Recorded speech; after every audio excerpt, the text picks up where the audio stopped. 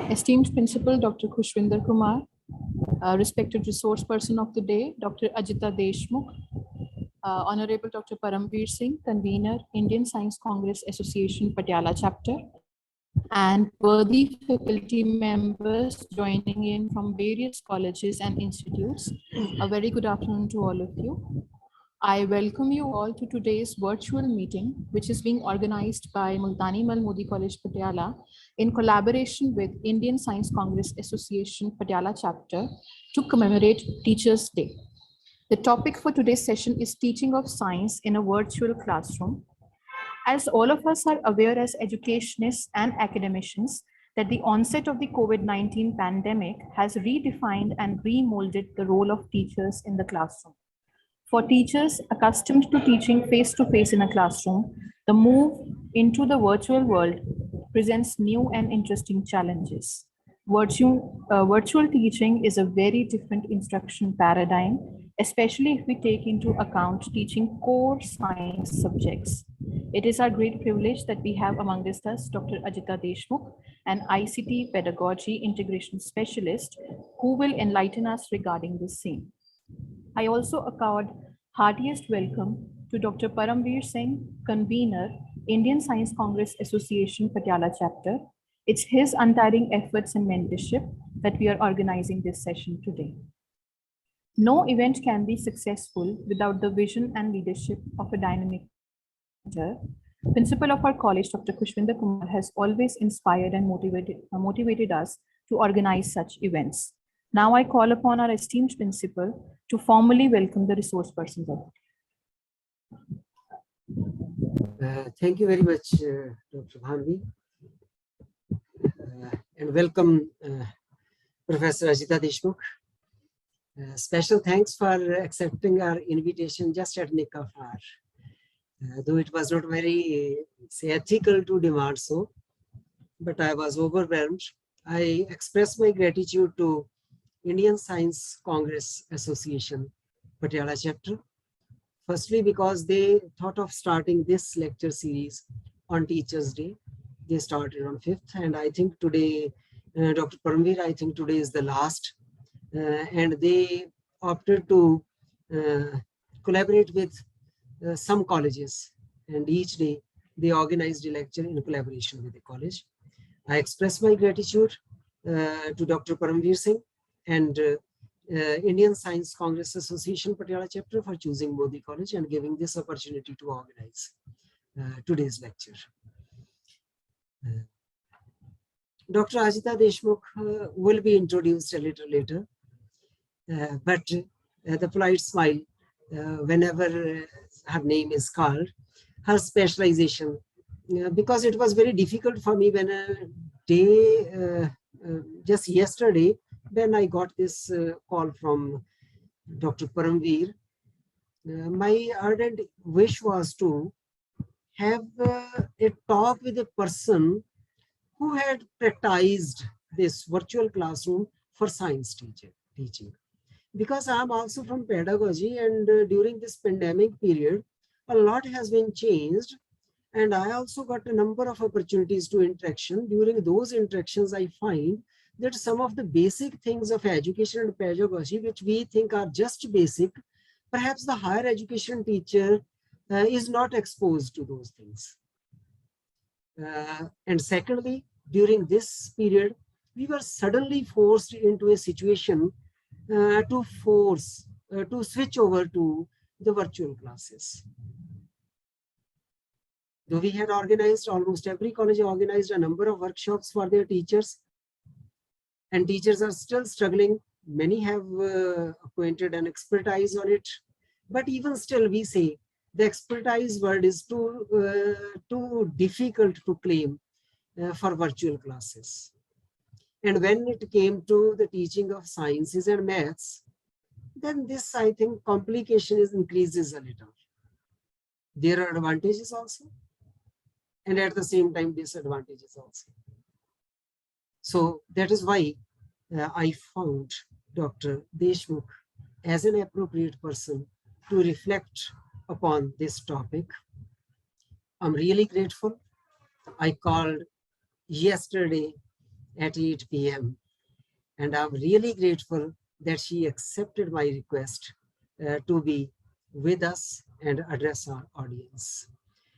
I express gratitude and accept welcome on my own behalf, on behalf of Modi College faculty, students, and management, and also on behalf of ICSA Patiala Chapter. Welcome, Dr. Deshmukh, for this interaction. My pleasure. Over to Dr. Bhanvi. Thank you so much, sir, for your words of encouragement. It is a matter of great privilege that we have among us such a distinguished personality as a resource person, Dr. Ajita Deshmukh. Words will fall short to describe her multitude of talents and achievements, but I will attempt to highlight a few. Dr. Deshmukh is presently working as Assistant Professor, School of Education and Research, MIT-ADT University, Pune. She's a passionate educator who seeks to make learning fun. She is an ICT pedagogy integration specialist and has been a part of various government and non-government projects relating to ICT integrated pedagogy. She has been an online course developer and mentor for Open Education for a Better World, a UNESCO project, and her podcasts titled Chemistry are quite popular and have won this year's National Award for Best Audio Voice at 25th All India Children's Education Audio Video Festival, organized by NCERT. She has published nationally and internationally. Her major research area is social media for education, and her doctoral work is on leveraging Facebook for formal education. Now, I would like to call upon Dr. Ajita Deshmukh to deliver her talk on teaching of science in a virtual classroom. Dr. Ajita, please. Thank you very much for having me, and I hope I'm audible. And it is really a great pleasure to be invited for such a distinguished gathering here. And you all made me sound so nice that I mean, it feels good to hear something about ourselves also, though nothing great in all that. It's just that when I started my Facebook research like 10 years ago, social media was not at all considered serious. And well, I actually had trouble even getting a guide for that because people used to think कि ये तो time pass वाला काम है. But no, if we consider it today, then we all know what is the importance of social media. And I'm so glad that it is on behalf of Indian Science Congress that I've been called, because I really love to make my subject, core subject, which is chemistry, a lot of fun. So I have been conducting various programs on how to make it more fun. And what Dr. Khushvinder had said is absolutely correct, that it's more about the pedagogy and it's not about the tools. So I would actually like to not have it like a lecture sort of a thing. We can just have a discussion. I do have my presentation ready, but because it's like a science congress. So would you like I'll keep on showing certain things that I have taken at different levels, specifically for science. But is it all right if we have more of discussion? Because I think, like he said, we all teachers have been exposed to a lot of tools which are already there. So should we like try to think about how can we actually think about making it more interactive with the students, if that is the problem? And can we make it more interactive, this whole session, by allowing people to, you know, unmute themselves and talk whenever they want to talk? Is that allowed? Dr. Bhanvi or somebody, like, is that allowed? Yes, ma'am. I think it will be beautiful. Okay. Okay. So, Dr. Khushvinder, are you listening? Dr. Khushvinder? Anji, yes, Dr. I myself taken this decision not fair. So it's yours. I think if she want to have a discourse type of lecture, I think it's okay. Yes, no, I'll be showing in, of course. Okay, I'll be showing some certain slides in between, but I would really like to know if people have visited the virtual labs which are developed by the ministry. If not, then I'll take you through a walkthrough for that about the simulations, and then we will go to the fun part of it, that how we can devise very simple games to create interest in science. Very, very simple games and activities. Okay, so the first and the foremost thing in online learning, especially of science, is like twofold. One, how do we conduct the laboratories, or how do we conduct the lab sessions and the practicals? But the other thing is also, how do we make students to actually do things at home? Because at least in Maharashtra, we don't have students coming to colleges yet. And it's more than 1.5 years. And our numbers are again increasing. So we don't know when we will be able to call them back. And how do we even, like, we can give them simulations. We have wonderful simulations put up by the government of India, and more are coming up. But, you know, if I'm going to teach a concept, because I come from chemistry, so I'll just say, if I want to teach a concept of metals, non-metals, or even the orbits and the orbitals, or the atoms and the molecules, how do I make them do the things there other than the simulation? Is there any other way in which I can make them engaged? Because through this pandemic, what we have realized, all of us, and I'm sure everybody will agree to this, online lectures don't work. Don't work in the sense, you just deliver it one-way traffic, it's not going to work. And attendance is not engagement. So we have to do something to make our students engaged. I hope everybody is agreeing here. And this is Zoom, so we have got lots of options of, you know, thumbs up and yes, and all the reactions are there. So if it's made like that, then even I will come to know that, yeah, people are actually engaged. Yes, Simran ma'am, you are raising your hand. Yes, please go ahead. Ask.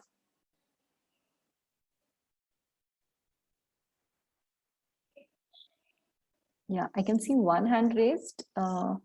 Is it a student or is it a teacher? Okay, there are a couple of hands raised. So are you asking the question or? Yeah, please go ahead, one by one. We can start with Simran, then we can go to Nitika. I think, ma'am, they're students. Okay. Because they have the roll numbers in front of their names. Yeah. So I think, yeah, they are students.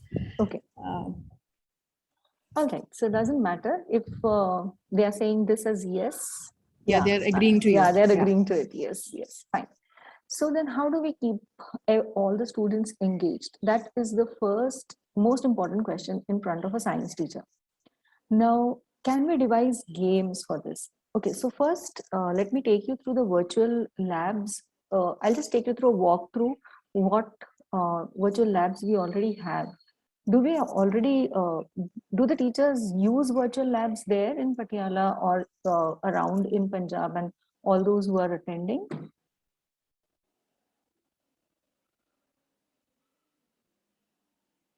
If not, then I would like to share my screen.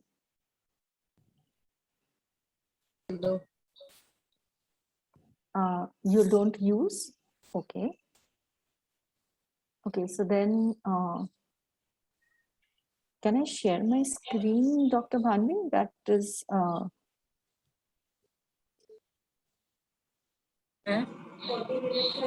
can you all see the screen? Yes, I think you all can.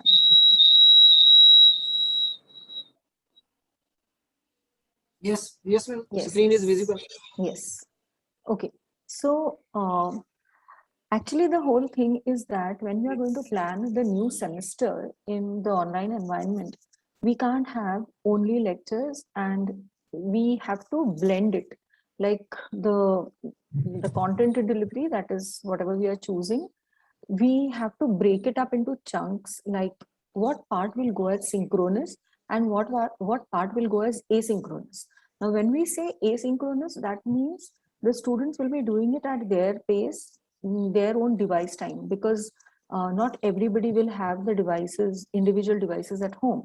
So when we talk of synchronous, it's fine, like live conference le liya, live lecture le liya, and we may demonstrate whatever we want to show. But actually speaking, if we are going to go in an asynchronous manner, we can always add the MOOCs to it, but we can also conduct lab sessions. We can give them links to it, and then we can just mix it together in such a manner that they learn, they practice the practicals at their pace, and then we come back to the class and discuss. We can also have journals that are online. We can ask them to write blogs. There are multiple tools by which they are called as journaling tools or diary maintaining tools, where they can actually put up what they write, what they see, what they perform.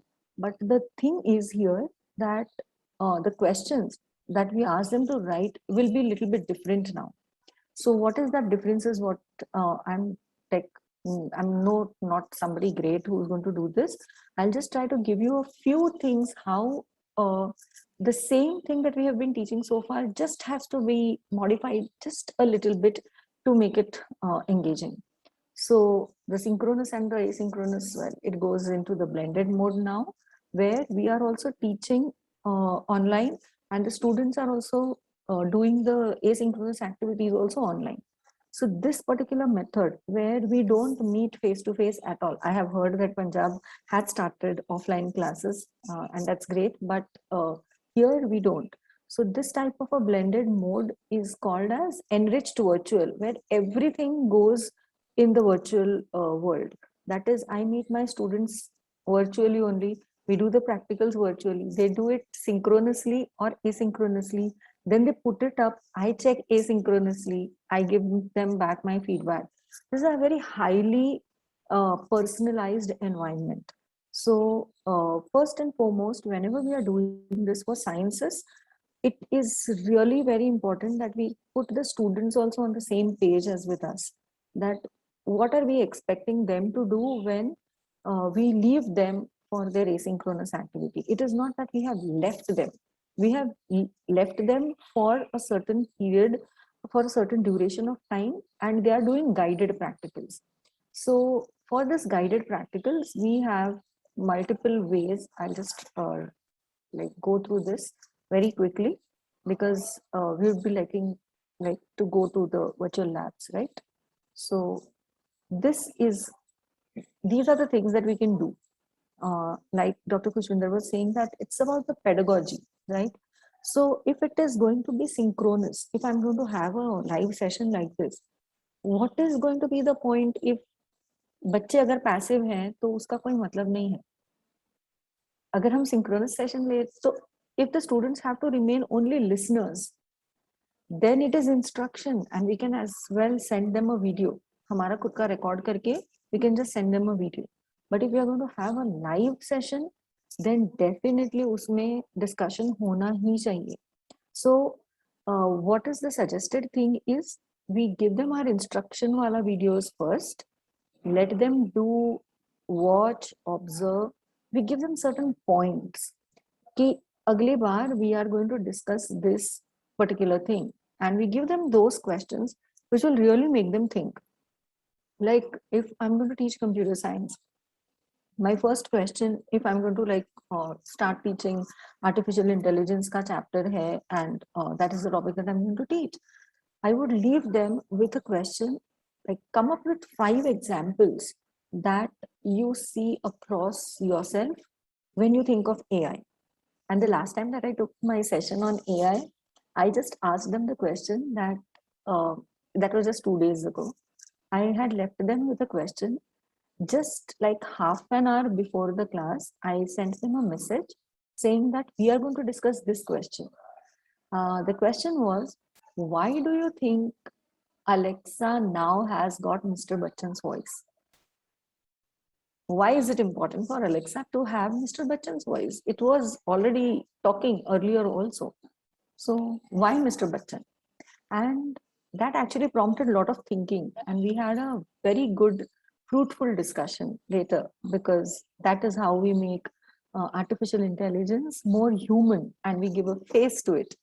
but just giving a question like half an hour before the session, which will instigate a discussion, is a good strategy. If we need to have something much more in details, usually we can give the questions for like one day, let them think about it and then come back. Again, the biggest problem with all of us, so when I say with all of us, I'm not here to give कोई मैं ज्ञान देने नहीं आई हूँ. I am as much as a science teacher as everybody here, and a very proud science teacher. But unfortunately ना, हम सब science teachers को ये लगता है कि हमारे subjects तो हम online पढ़ा ही नहीं सकते. That's just not possible. Well, actually, it is possible.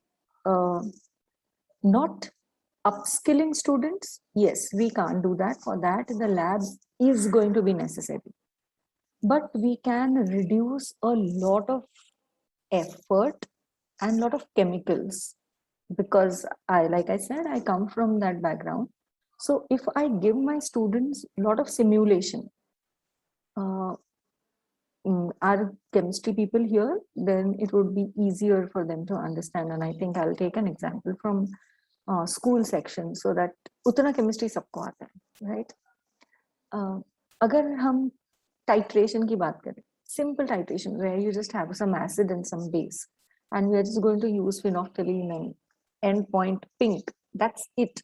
It's something as simple as that. Of course, it requires skill.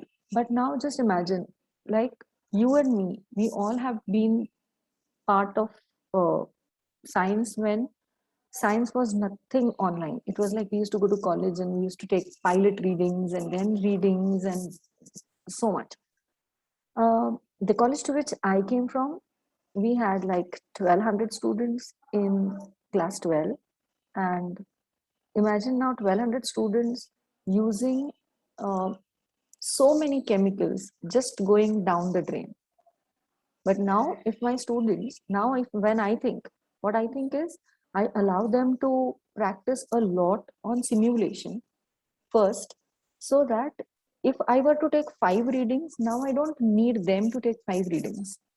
I need only 2 readings for them to take. That saves again a lot of chemicals, because now they know how to operate the pipette and the burette. Maybe I'll take 3 readings, but definitely not 5. So that 10 ml bhi jo bach gaya, 25 ml bhi jo bach gaya, multiply it by so many students and that many resources we are saving. So that is like one particular thing that should be always remembered when we think of simulations. Anything that anybody has to say so far?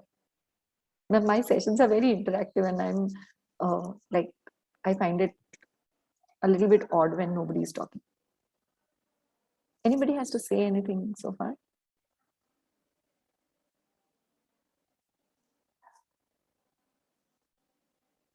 Nothing?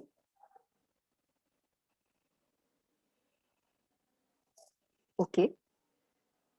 So like when we said about synchronous and asynchronous, it is what used to happen was we used to be in the class for 60% and we used to give individual work 40%. But now the things have changed. So the individual task and the course material goes for 70%, and the classroom interaction that we have should be reduced to 30%. So ये जो 70% है, ये 70% में हमें बहुत कुछ कराना है asynchronously. And then when we come to the synchronous session, then we are going to have a lot of fun, because we will be having discussions, we will be having debates, and we will also play a few games. Everybody, like, why do we all love to play games is my question. I'm going to stop my screen share so that I can see and you all can see. Why do we love to play games? What is that one objective that everybody has when we play games? I'm quite interactive and stress-free. But yes, interactive, stress-free. नहीं, लोग तो एक दूसरे को मारने पे तुलते हैं जब हम कैसे हार सकते हैं game. Recreation.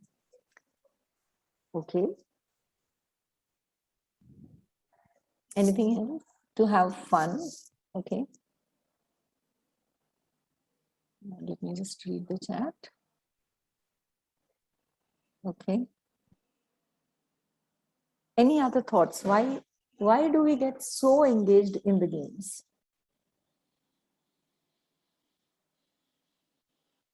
Time pass. That's recreation ka other name, right? Ma'am, it appeals to our mind. Yeah. So what is it that appeals to your mind?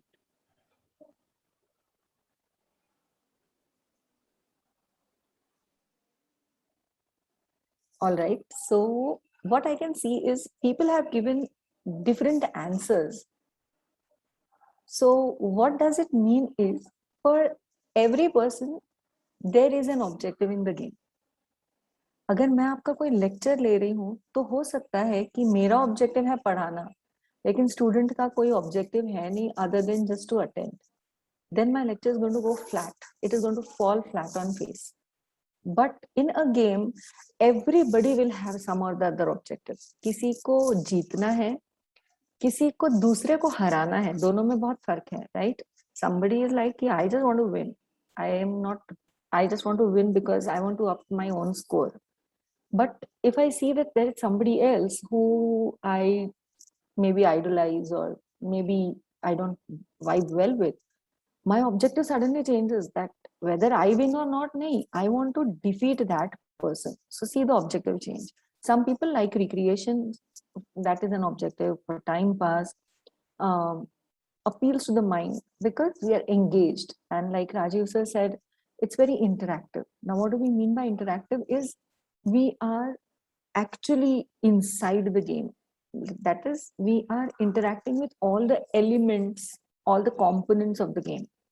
So can we make science look like a game? Again, my question to everybody, can we make science teaching a gamified version of science teaching? Has anybody tried it out here? It could be something very simple. We don't need big things. Honestly, we don't need big things. Because I'm going to show you a few very simple games that you can actually make for your own class.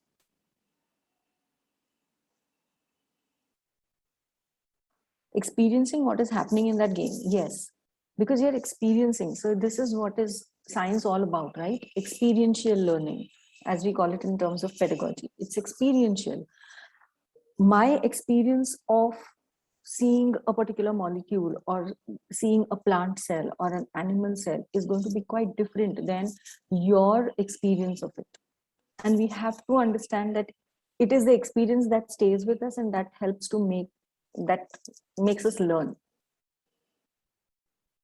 So are there teachers here who have tried games in their class? I know it's college teachers and many of us think कि college के students के साथ क्या game खेलना है, बहुत मजा आता है. Okay, so I think I will be starting with at least one virtual lab first, and then we will be going towards the game part. So I'll just start screen sharing again. Okay, so this is the major concern, right? That we actually don't know what to do of the laboratory hours and how do we even like make use of them.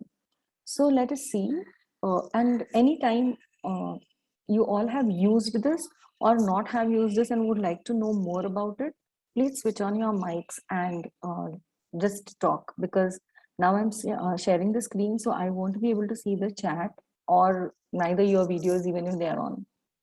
Okay, so there are certain free and open source software. Why do we use free and open source software is because proprietary comes very expensive and also all the rights remain with the company. So we have so many of them. Do we have people who have used any of this?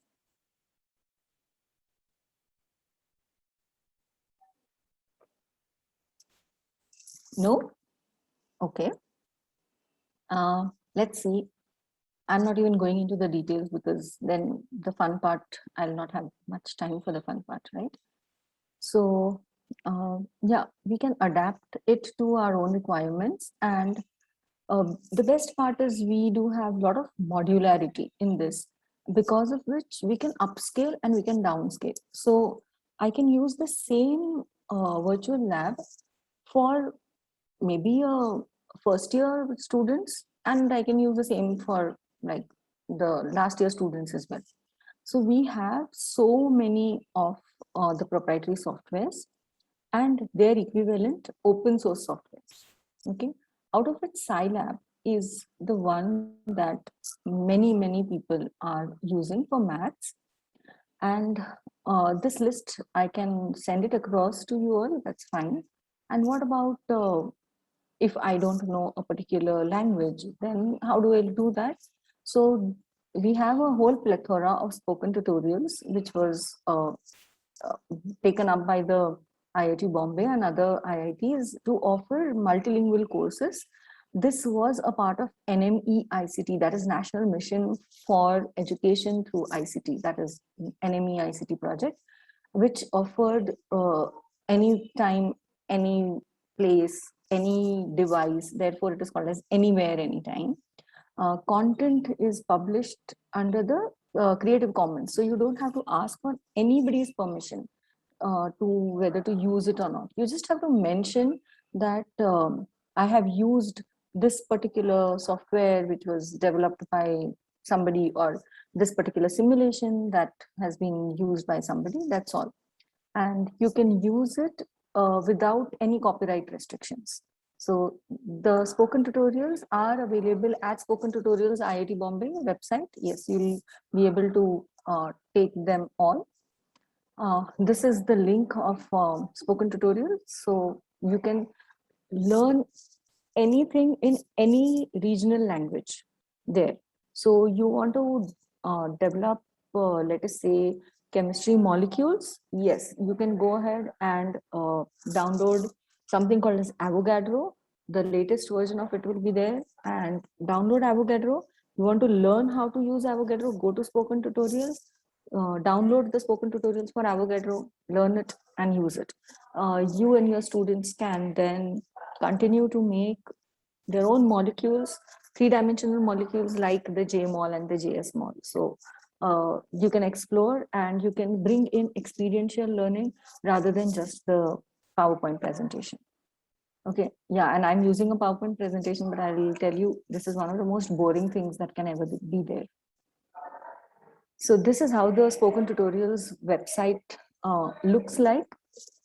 And you can see there are lots of things, all courses. You can choose the language also, and the virtual labs. So when we say this, this is where I would actually like you all to tell me whether you have explored virtual labs or not, because if not, then I can take you to the website. And if you have, then we can move towards creating simpler games. Ma'am, personally, I'm a teacher of zoology. So there was one lab available by IIT Bombay, that is the virtual lab on invertebrate mountings. So I had just used that one experiment for my outgoing final year class last year. Okay. So I think chemistry teachers also use the virtual Yeah, labs. because after the 1.5 years time, I think many people have explored a lot of things that are there. That is the reason why I said that I wouldn't be doing the same thing that people already know. Then there is no point, right? So I have like kept multiple of my presentations open. So as per the requirement, we will go ahead. So virtual labs. Okay, anybody has seen O labs that are there, that are developed by sorry, Amrita Vishwavidyalaya and CDAT?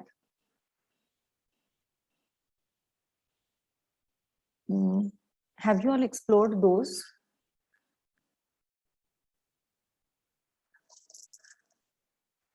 Because virtual labs, yes, 9 disciplines, and through 9 disciplines, we have covered a lot of part.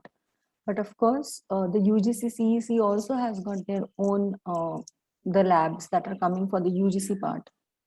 Yes. So here somebody saying, yes, we have used Amrita labs. Correct.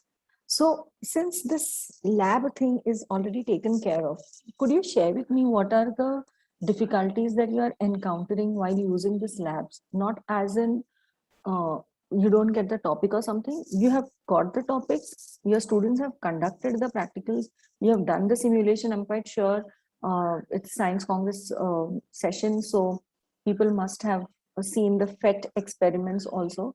But when it comes to engagement, how satisfied are you all? And what is that you would actually like to know more about? Yeah, so in the chat box, everybody's saying yes. So what is it that, like I said, how do you ask the students to, keep the journal there? Do we ask them just to fill up the readings and again write the things that are there? Or we have something else?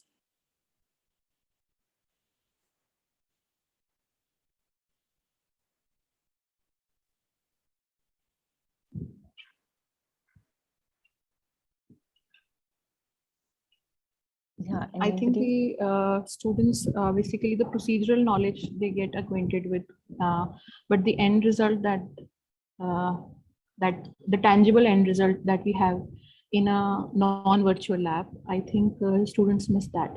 For example, Yes. In my class, they have to prepare certain slides. So in the lab, in the virtual lab, they just know the procedure for doing this and they go through that. But Yes.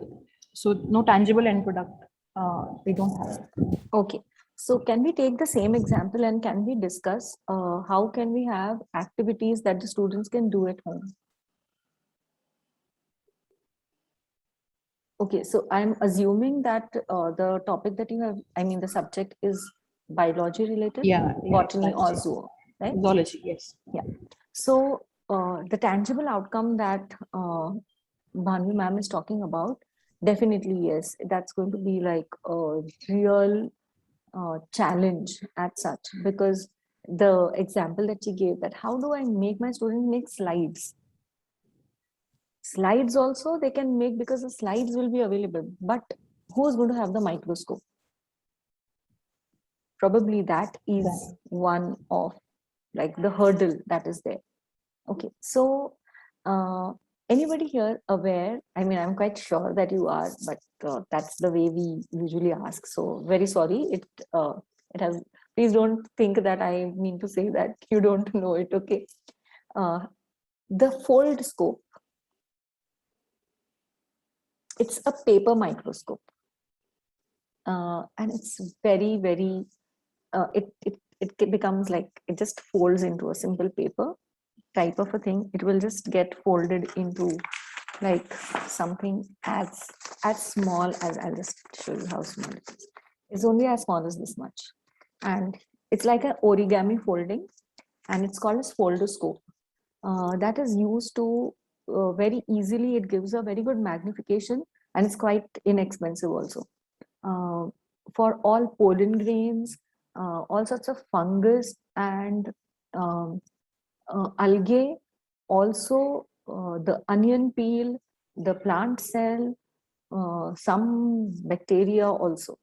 So those who have this particular subject can please go ahead and try this, like the fold scope. That really works well. And if not all, but at least we will have some tangible outcomes, as Bhavani Madam was saying, that we don't have the tangible outcomes. Then what we can do is, once the fold scope is there, we can, in fact, we can have the physics teachers of the same college working on how this foldoscope is made, and develop, ask students who can develop their own foldscopes at home. If anybody is interested, I can give you the name from where you can get this foldoscopes there. I mean, you can just order. You can also get them online probably, but and they're really very inexpensive. Um, we used to go for nature trails with students, and we used to give them this foldscope. And in the national parks, there is this जो झरना बहता है, so they'll pick up water and it will contain algae after the monsoon here, and then they will actually find out what is it that they are seeing. They will create a slide or something and then bring it back to the college and then compare it with whatever is there in the textbook. So I'm not a bio teacher, but I know my colleagues have been doing this who are interested in making experiential science. So that's one thing. Anybody else wants to say anything? Because I'm going to show you a fun slide. Please let me know if anybody wants to share something or ask something, then please, it will just give me like 1 minute till I can again share my screen, because for this engagement purpose. Yes, somebody's saying something, please go ahead.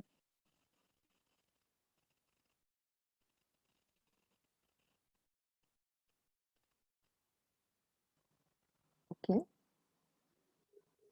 How many of us have played housey? I'm quite sure everybody must have, right? But I can't assume. So please let me know if there are people who have not played housey. Housey is fine. Do we know how do we play housey?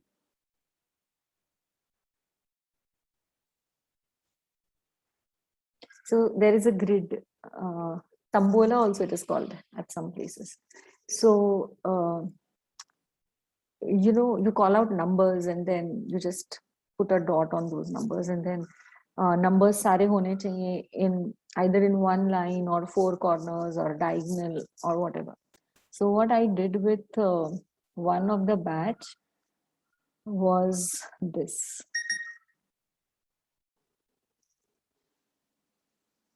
So we created a chemistry house, and this ABCD, these are the spaces.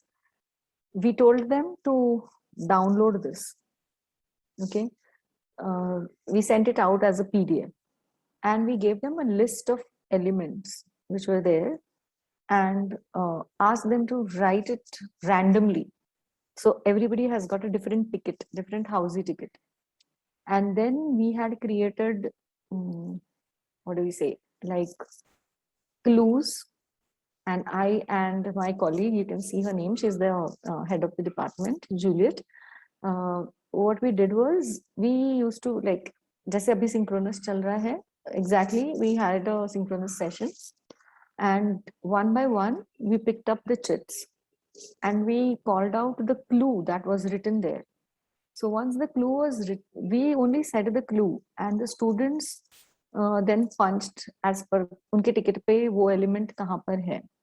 And you can see this is what we had given, that we will have a bull's eye, we will have a jaldi 3 instead of jaldi 5, because we had a class of like 40 minutes or so, and we had to play 3 games. So jaldi 3 and 4 corners. So we went on giving clues to the students, and then the students marked on it, and जिसका भी सबसे पहले 3 elements tick off हो जाता है, they would scream कि yes, like jaldi 3, and then we would stop the play and we would tell them to show the ticket, and we would verify, we would write down, and so on. So what was happening was, obviously, we could have taken this as an MCQ test also, right? But the fun part of being in the game and that recollection of all the characteristics. So because this is like, my subject is this, so I did a chemistry housey. We can do this maths housey, we can do it a bio housey, we can do a physics housey. You just pick a topic and just create this particular thing. So this can work like a template. So we chose 6. Then we also went on to like 12 ka housey, the bigger ticket. Once the students got used to it, then fine. Then you can actually go ahead and do lots of things with them. Any thoughts on this? Because I can see the timer ticking, but Yeah, I would like to show a couple of more things and then I'll just show it open to people. Any thoughts still here about the games? Okay, so here's another one. It's called as a game of sinking ship. Again, this is for chemistry and this was devised just to make it, it was a weekend. So we thought we'll make it like something, you know, thoda aur zyada fun and masti. So I was showing them cards and it had only the symbols. If you can see on the left hand side panel, you can see it. So I was just showing them zinc. And I had the entire period table, and this was a collaborative thing. So we had made groups, okay, and what they were supposed to do is I would show them my card, and they have to, as a group, they have to do the total of the cards that they have with them, and they have to sync my ship. So in other words, suppose if it is zinc, then any one person can have like we had told them to make like 6-7 cards. We had told them earlier कि आप लोगों के पास ये ही elements हैं और दूसरे कोई नहीं है. So like zinc से बड़ा कोई भी number है. So they will say that I sank your ship. But now that card is already gone, so they can't use it again for the next time. So the next time when I show, like, let us say, like I went on showing bigger and larger elements. So when I went to uranium, there were hardly people who had sabka total karke bhi nahi ho raha. Okay, so this again tells them that is it even possible, like physical properties, chemical properties ke saath mein, can we actually do this or not? So these are multiple ways in which we can include games for science and keep them engaged. Anything that you have to say so far? Anybody has any thoughts to share? Or anything that you want to particularly to ask?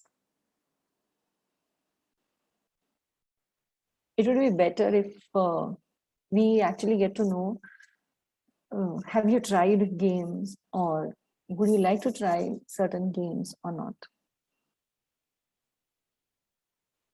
Yeah, all these slides, if you all want, they are available on my website, my blog. If not, I can share these slides with you. They are all under Creative Commons licenses, so you can use them, no problem. But any other subject which you would like to know how to deal with the tangible outcomes that we have been talking about? Like we can ask the students, especially for physics and chemistry and biology, all of them, we can ask the students multiple things that are around us to explain a particular topic or explain a particular concept. Like, you know, like because again, because my major subject is chemistry, it keeps on coming like that.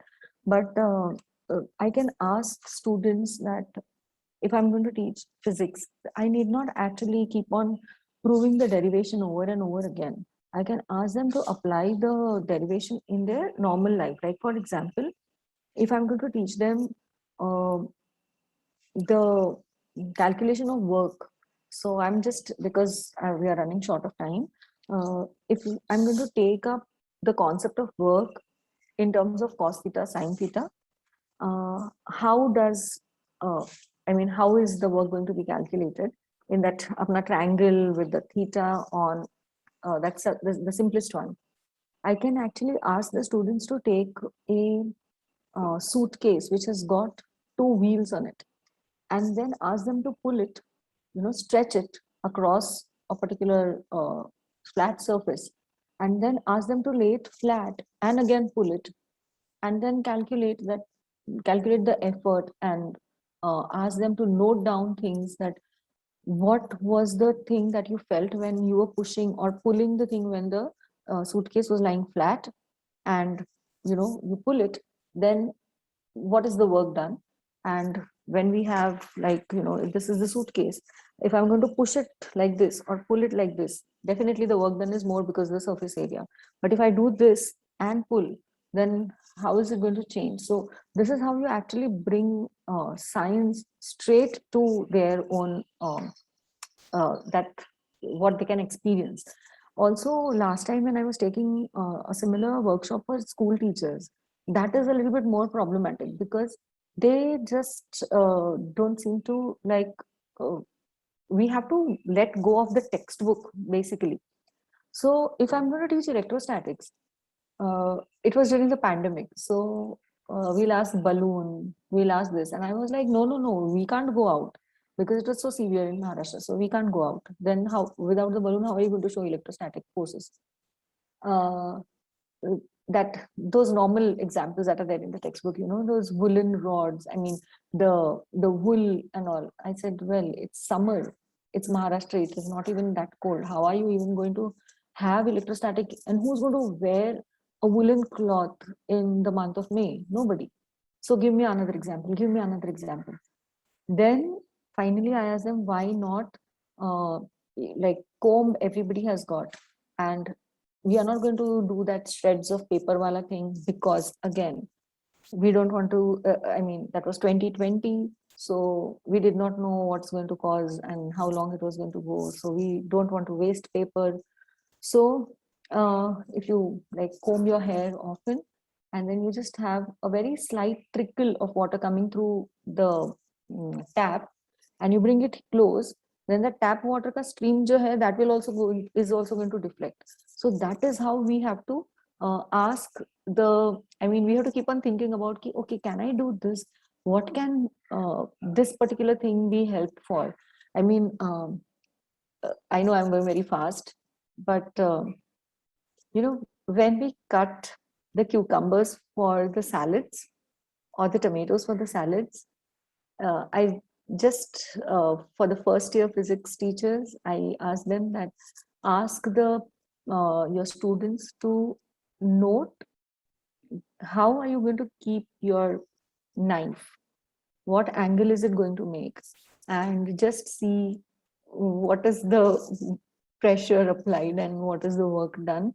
And when you're cutting it, in a slightly slanted way, then we ask the maths teachers to say that this is the ellipse, and then what is the surface area covered, and usually that is much more than what you would have covered the area if it was like exactly circular.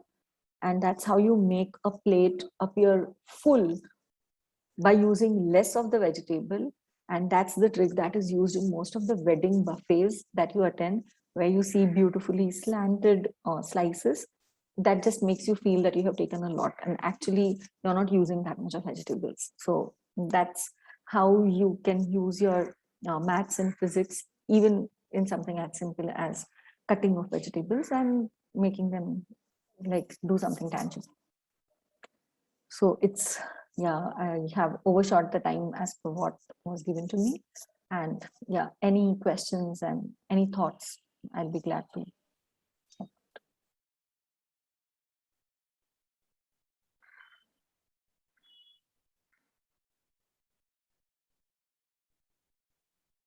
Bandi ma'am? Yeah. Ajita ma'am, there is a comment by Dr. Rajiv Sharma in the chat box. He's saying it would be quite effective to use such kind of techniques, but in college the semesters are quite short. So we would like to have a workshop regarding the same. The college semesters are short, but sir, we when I showed this part that is a synchronous and the asynchronous, so we should give maximum 70% of the things. Let us give them asynchronously to do it, so that that time, that self-pacing will become easier. And then they can take photographs, maintain a journal of that sort. They will also have something tangible. And ma'am, if you have certain resources to share, could you? Yes, I will share. Yeah, that I will share the link later. I think I'll share it later. Okay. I don't think there are any other questions, ma'am, in the chat box. Okay. anybody would like to just switch on the mic and say something, then also.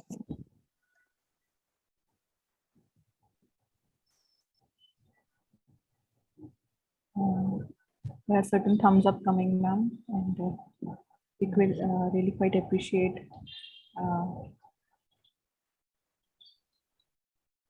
Yeah, there are these. Yeah, there are appreciations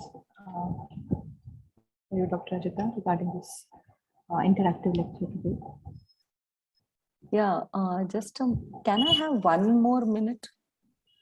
Yeah, ma'am. Sure. This is another one which another game that I had played, Pictionary. So what was done was okay, so I gave a chit to a student. I didn't give a chit. I sent a personal message on Zoom. It was a process. Okay, so that person had to actually draw the process and send back the photo to me, which I put it here. So this was the photo sent to me by the student. Okay, and then the others, they had to guess what it is, something like dumb charade. So this is a Pictionary. And then, when people got to know that, yeah, this was osmosis. So anytime we can always have such type of games also that are there. And yeah, that's it. I just want to show this as well. Yeah, thank you. Thank you, ma'am, for such a thought-provoking and interactive lecture. I believe you have really ignited a spark in all of us, especially all the science teachers, to make our virtual interactions more enriched and to increase our student engagement during our online sessions. So thank you so much, ma'am, for such an interactive lecture. My pleasure. Anybody wants details about from where to get Foldoscope or any other such things, you will, I'll be more than glad to help you even to build the resources. So thank you. Thank you so much, ma'am.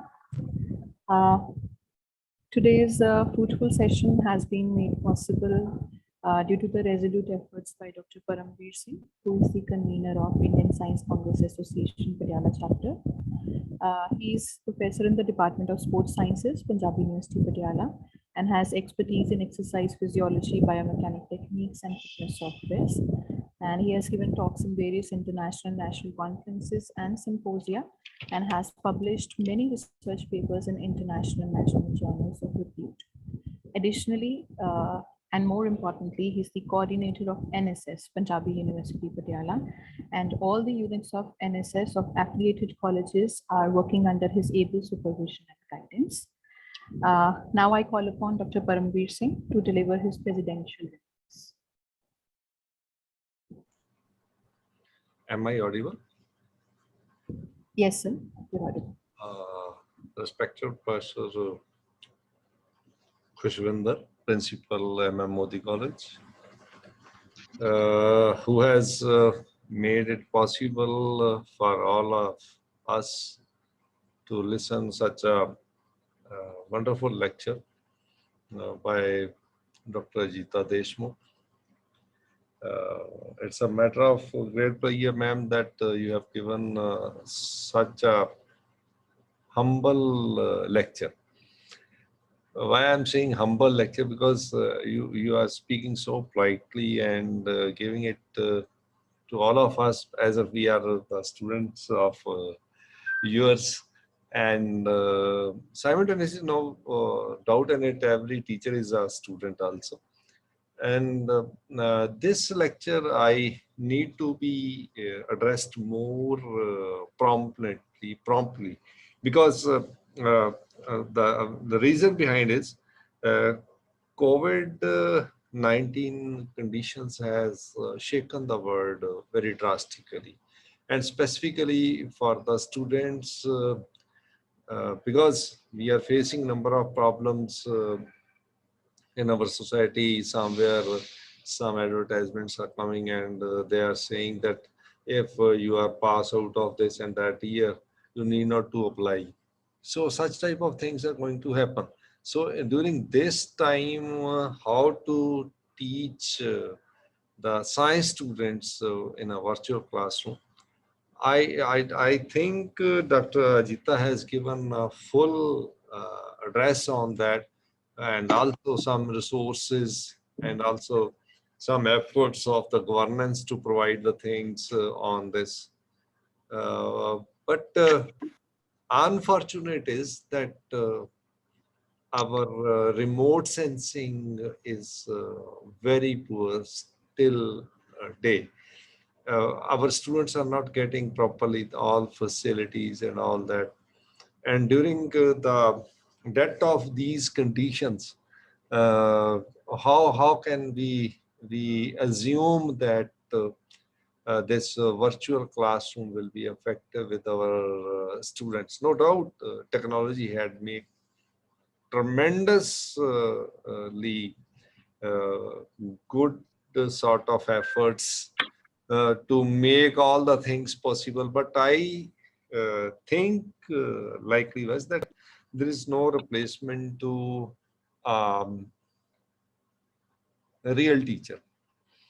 Computer never let us teach everything in a way every student can accept it.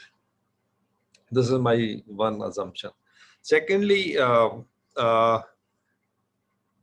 the requirement of every student is different. Every student is different. Generally, in my class, people seek towards good students, but I try to be the reversal of that. I try to have poor students, and I find it personally that they respond very well if you push them, if you put some stimulation in them, that you can do this, you can have this option, that option. Likewise, Madam has given some examples, Pictionary lastly, and previously some algae or all that examples. Uh, Ma'am, there is a problem. There's a problem in this. I think majority of us joined today, they are the science teachers. And I can say with all confidence that majority of terminology you have used, like foldscope and all that, they are not as much aware, as much aware. I know this thing, but this condition of COVID put this stress on us that if some way or somehow such conditions will come up, how will we reach the people? How will we teach the people? We should have to frame such conditions also.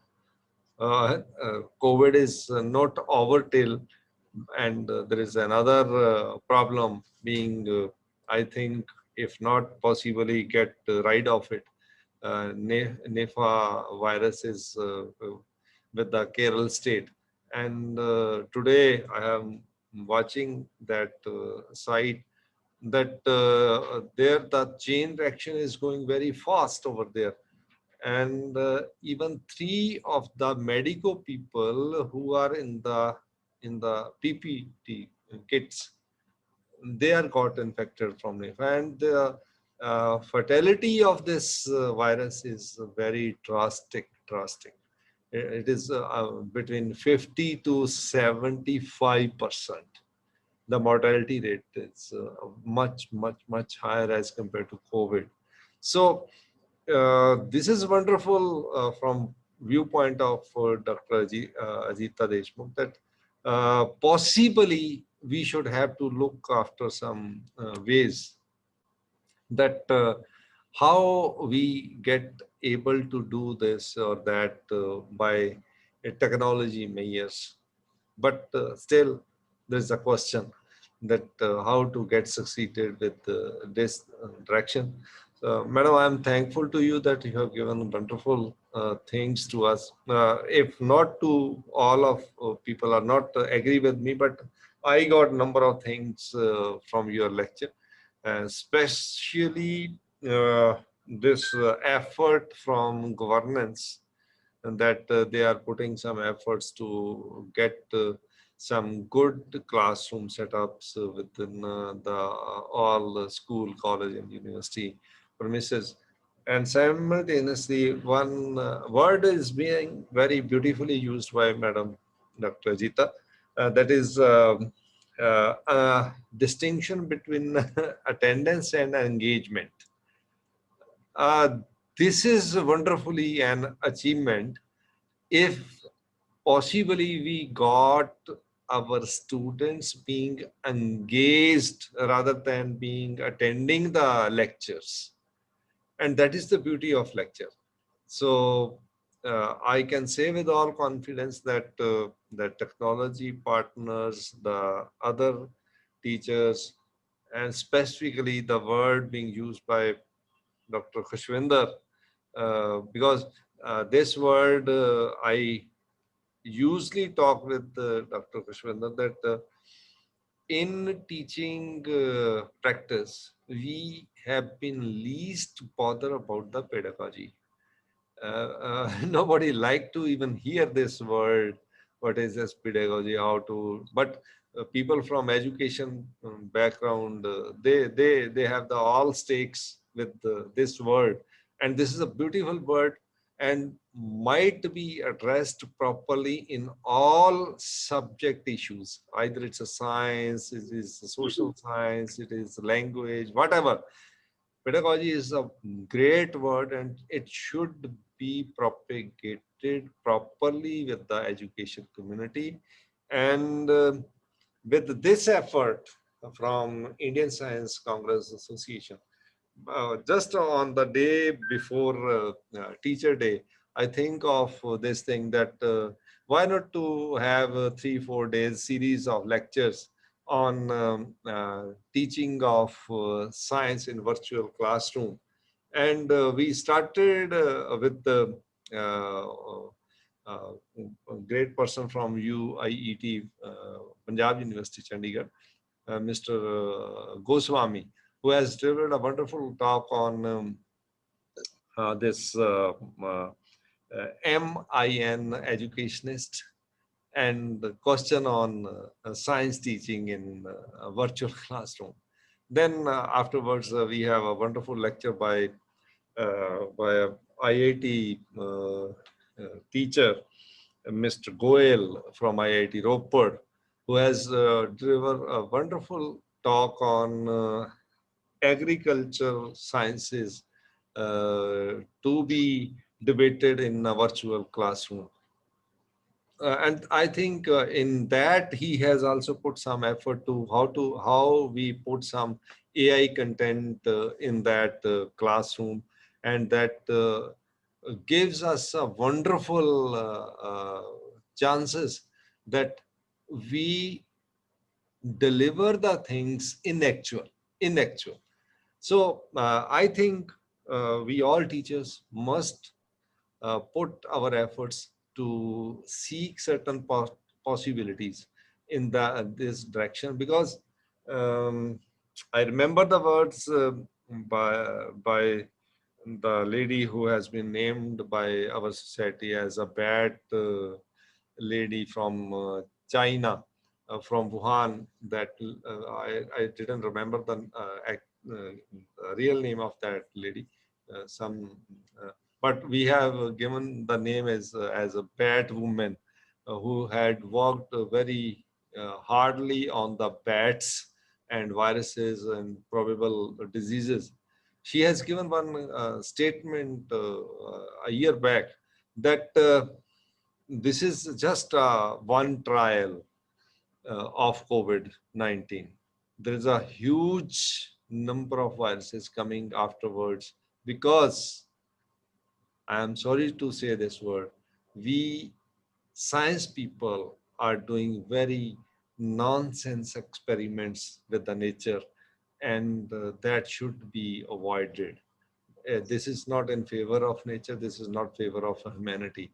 So we should have to take certain lessons from each and every this type of incidents, And again, I am thankful to Principal Dr. Khushvinder from Modi College, simultaneously Dr. Ajita Deshmukh, that she has given a very wonderful talk.